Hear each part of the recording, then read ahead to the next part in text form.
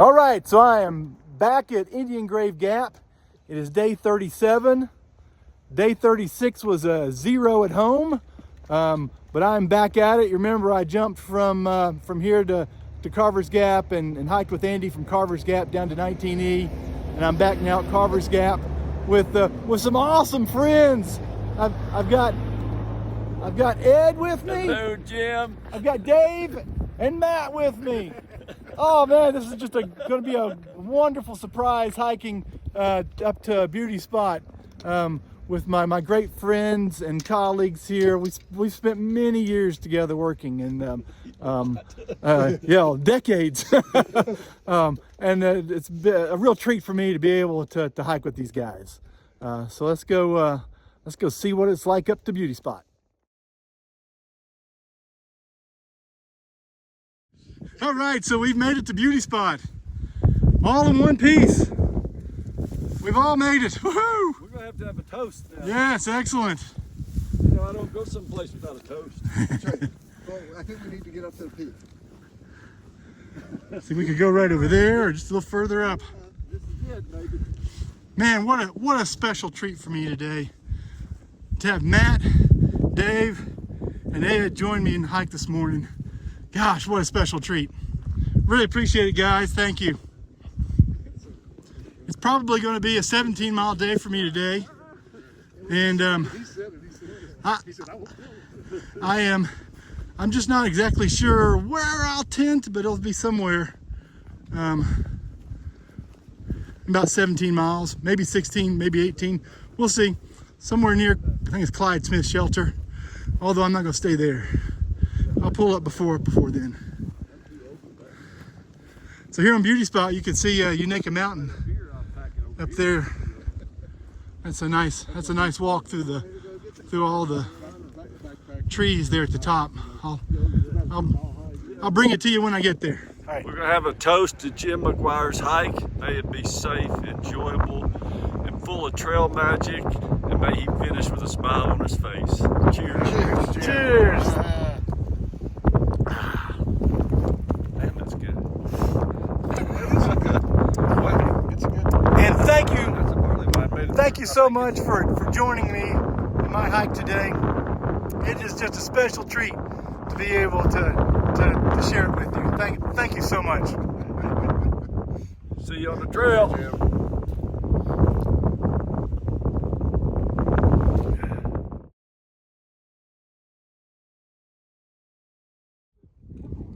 Wow. Just wow. What a great treat. What a great treat for me.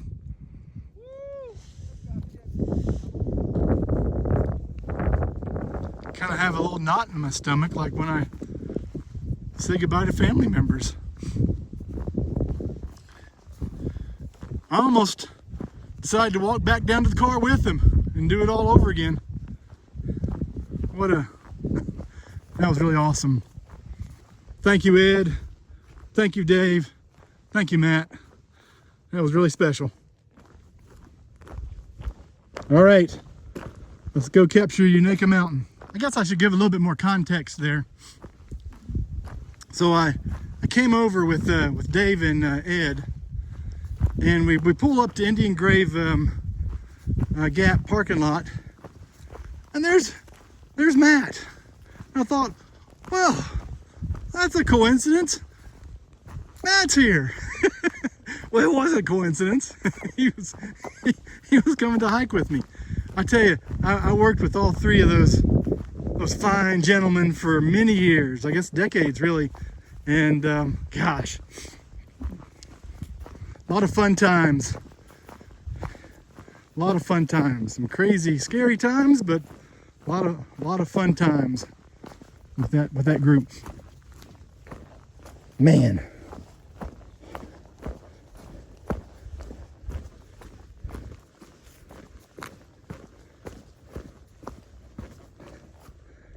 Again, I am so fortunate to have good friends. I was asked in a comment about what shoes I'm wearing. I've been meaning to talk about my shoes, so good timing. So I'm wearing the Ultra Lone Peak 9s. And the reason I'm wearing Ultra Lone Peak 9s is because of the wide toe box. And that's it. Wide toe box. I need a wide toe box. And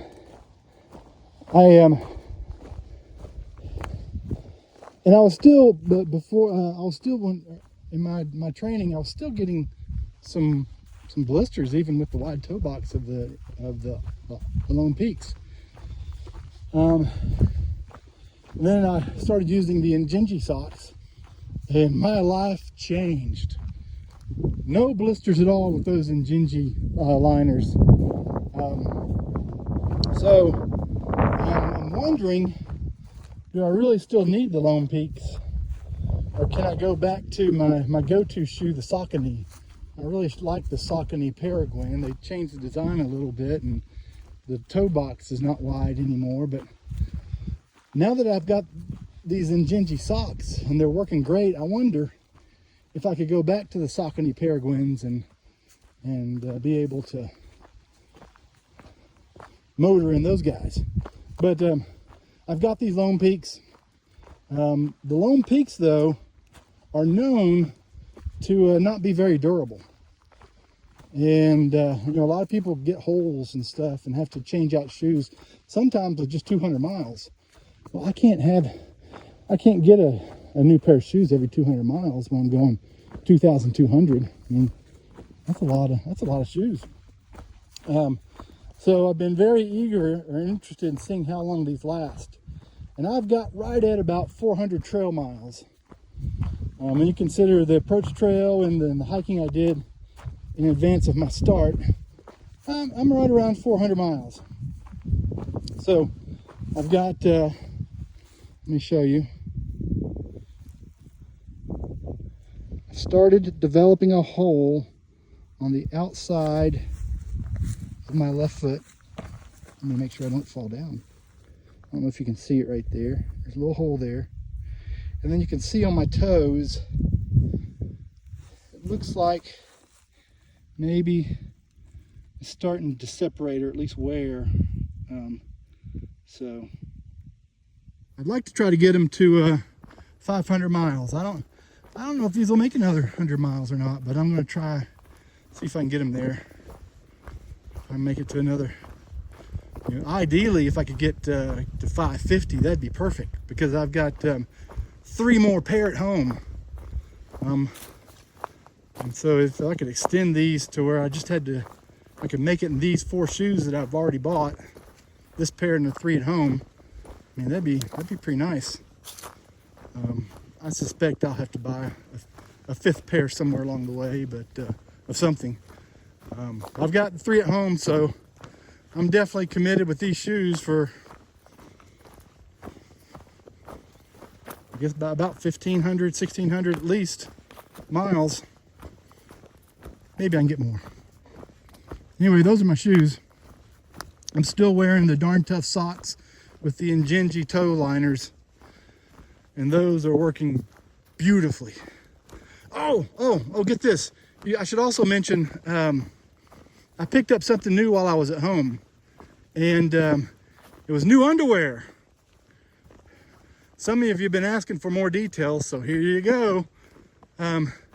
My underwear that I was wearing, the Ex Officio underwear, is really good underwear. I love it. I just love that underwear. Ex Officio, if you're looking for a sponsor, give me a shout.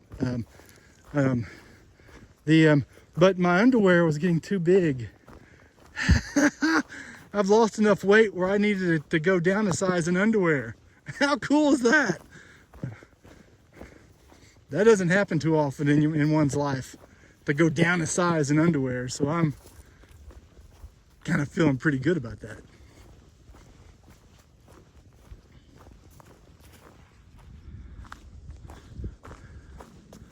Well, I can't film every area where there's all kinds of blowdown damage from the hurricane. I don't know, this one has gone on for about a quarter mile.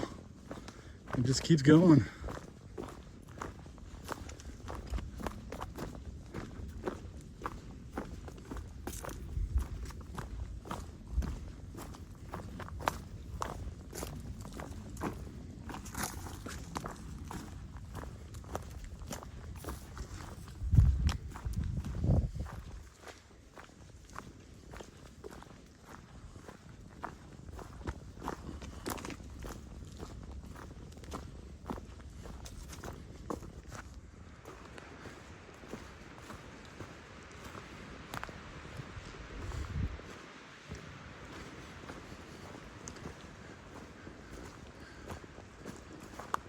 This is the top of Unaka Mountain.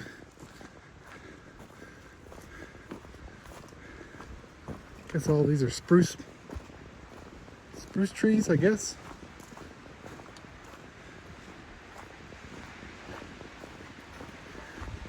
It's like the whole area is carpeted.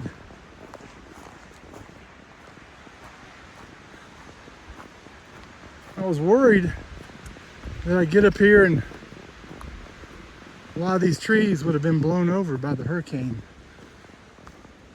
They're in pretty good shape.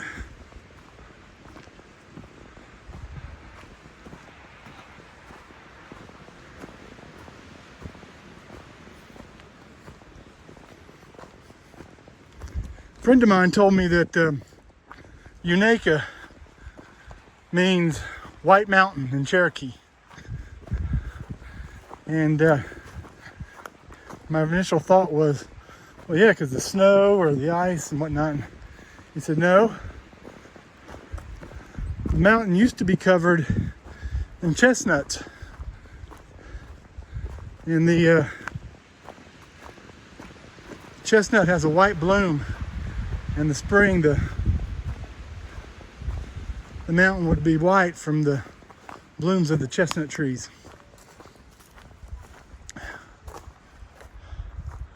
Huh. We got some damage over there, but not much.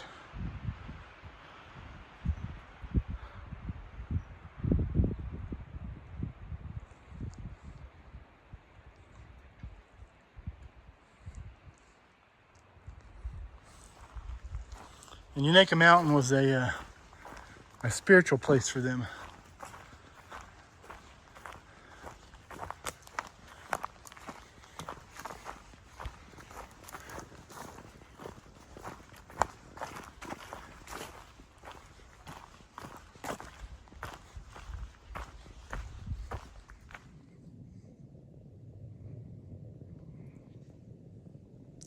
As I'm coming off of Unaka Mountain, Roan Mountain is looming large over there in the distance.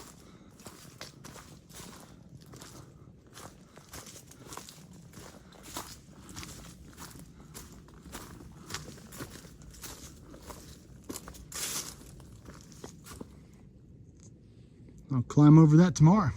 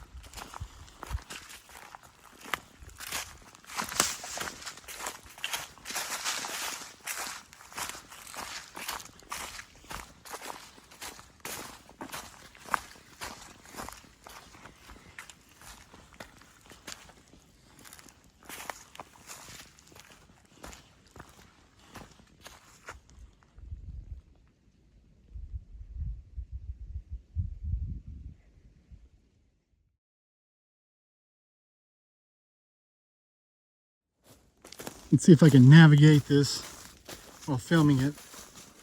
I'm not sure I can, but man, wow. All the damage over here.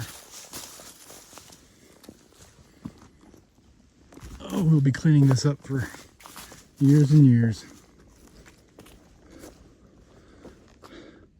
Now that's a root ball. Let's see if I can get up in here without my poles. I'm not sure I can do this with the camera. I'll try. Ah, I made it.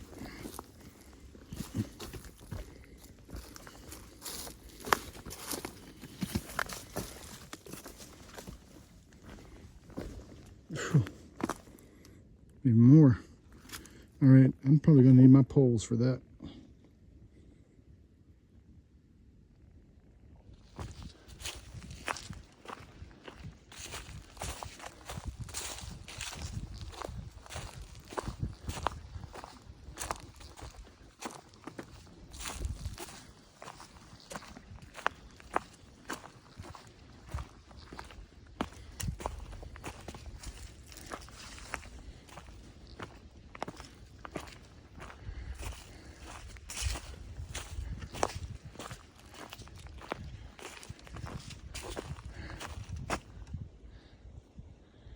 least that climb rewarded me with a really nice view of Roan Mountain. I don't know how well you can see it through the trees.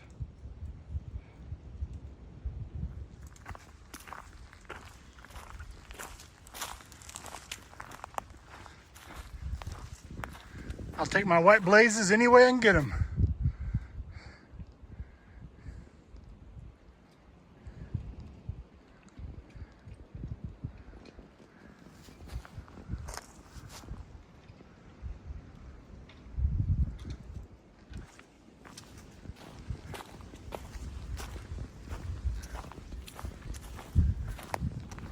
It's the end of day 37. It was a 17-mile day.